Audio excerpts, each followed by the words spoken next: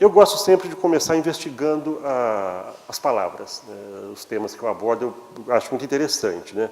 E a gente vê que, etimologicamente, crise vem do grego. Crisis significa separação. O termo deriva do verbo krinen, separar, escolher, reparar, julgar e acusar. Do sentido original de separação veio julgamento e daí luta, litígio, processo.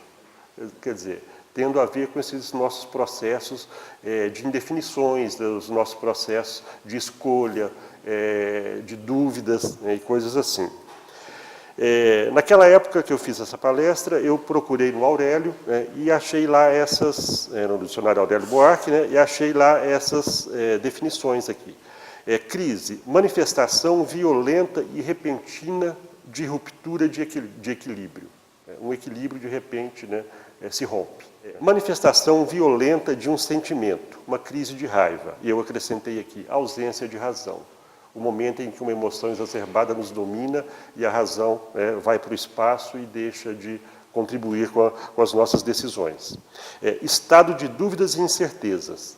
Crise religiosa, crise moral, etc.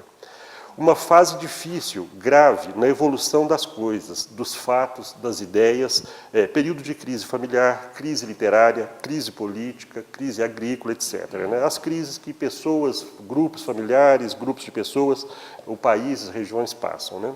Momento perigoso ou decisivo. Um momento em que temos que escolher, em que não sabemos bem que caminho tomar.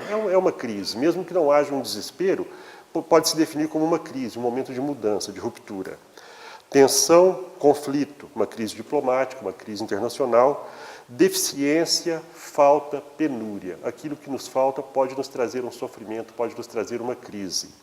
E ponto de transição entre uma época de prosperidade e outra de depressão e vice-versa.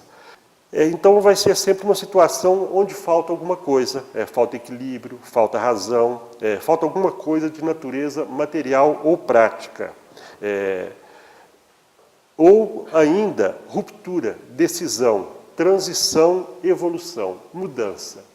Crises são ótimos momentos para mudança. Se estivermos no comando da situação, uma crise é um momento para um crescimento. A gente vai desenvolver isso no transcorrer da conversa. Sempre que houver uma crise no sentido mais usual da palavra, nós estaremos envolvidos em uma tensão, em um sofrimento. E sempre que houver sofrimento, poderá haver uma crise, mesmo que seja uma crise potencial, mesmo que a crise não se manifeste como isso que nos leva às vezes ao desespero, mas de alguma forma o sofrimento nos leva a refletir, nos leva a buscar alternativas, nos leva a buscar decisões. E isso, de certa forma, é uma crise, é uma transição, uma mudança. Quem nasce primeiro? O sofrimento ou a crise? E eu vou aqui investigar, né, com esse sentido, de que a gente relacione crise com sofrimento, com falta realmente, né? Buscando lá as palavras populares, né, quem nasce primeiro? O ovo ou a galinha? A crise ou o sofrimento ou a crise? A galinha, o ovo tem potencialmente uma galinha para nascer dali, e a galinha muitos ovos. Da mesma forma, uma crise, ela pode ser originada por um sofrimento, e um sofrimento potencialmente pode ter muitas crises dentro de si. Uma situação de sofrimento pode nos levar à crise, a uma ou mais crises, né, dependendo se nós vamos ou não contornar essa dificuldade momentânea. Quando começa uma situação de sofrimento, nós temos ali potencialmente uma crise que poderá ou não desabrochar em algum momento. Se eu souber lidar com esse sofrimento, ele poderá não configurar uma crise, mas é necessário saber lidar. Bom, creio que todos lembram do Pequeno Príncipe, né? Dá para ver alguns sorrisos, né? Tem um sentido para a gente, né?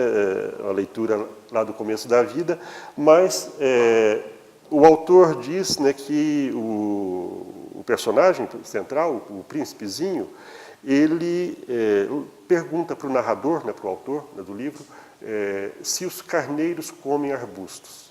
Ele fala, sim, eles comem arbustos. os carneiros para o planetinha dele, para os carneiros comerem os baobás. Ele fala, não, os carneiros não comem baobás. Nem uma manada de elefantes consegue comer um baobá. E aí ele fala, não, mas eu quero que ele coma os baobás, eu quero que eles comam os baobás enquanto eles ainda são arbustos, enquanto eles ainda são pequenos. O sofrimento, quando não lidado enquanto ele está na sua origem, enquanto podemos controlá-lo, ele pode se transformar em baobás, né, em baobás gigantescos, né, que vão tomar todo o nosso campo mental, todo o nosso campo de ação, né, nos dominando, asfixiando, como eles estão aqui asfixiando esse planetinha, esse asteroide. Mas se vamos na origem do sofrimento, ou se percebemos quando ele está nascendo, quando ele ainda está se fortalecendo, nós podemos talvez atuar, né, como o carneiro que come o baobá enquanto ele ainda é arbusto. Podemos lidar com essa situação na sua fonte e talvez não deixar que a crise real se instale. Isso aí é o que o príncipezinho diz. Os baobás, antes de crescer, são pequenos. A crise, antes de ser uma crise real que foge do controle, ela é alguma coisa que talvez nós possamos controlar. Então nós devemos nos esforçar para que as situações de crise não nos dominem, buscando o cultivo de determinadas práticas, como, por exemplo, o entendimento das origens das referidas situações. Existem muitos métodos e técnicas, né? Nessa época de autoajuda, né, de muitos livros de autoajuda, de muitas pessoas ensinando técnicas, terapias diferentes, né, existem muitos métodos e técnicas para se lidar com o sofrimento, para se lidar com as crises. Eu vou priorizar aqui o budismo. Talvez a maioria, eu não sou budista, né, já li algumas coisas de budismo, talvez aqui alguns já tenham lido, não vou falar grandes novidades, né, apenas apresentar, né, ideias básicas do budismo, para que a gente possa buscar isso aqui, a atuação sobre as causas, e não só sobre os efeitos do sofrimento e das crises. Buscar compreendê-las na sua origem mais primordial, para tentar superá-las enquanto é tempo. Né? Então o budismo ele se baseia nos ensinamentos, lógico, do Senhor Buda, né, que tem como essência o que é enunciado como as 4 nobres verdades, que são as seguintes, né? A verdade da existência do sofrimento. Existe o sofrimento, né? Não há como negar que existe, e todos nós temos sofrimentos, né? Não há como negar isto. A verdade da causa ou origem do sofrimento. Todo sofrimento tem uma causa, todo sofrimento tem uma origem, seja imediata, essa causa ou origem, ou seja alguma coisa mais remota, alguma coisa mais profunda, mais primordial mesmo, né? Talvez identificar isso seja interessante. Tudo que começa acaba. Tudo que tem início tem fim. Então o sofrimento também tem início e tem fim. Por mais que enquanto nós estivermos imersos nele, nas crises, nós tenhamos a impressão de que aquilo não vai passar. Um dia passa, um dia as coisas param de acontecer, né? Seja pela nossa atuação, seja porque elas perdem em si mesmas a sua energia, aquela energia que as mantém atuando, as mantém em movimento, um dia aquilo vai acabar, né?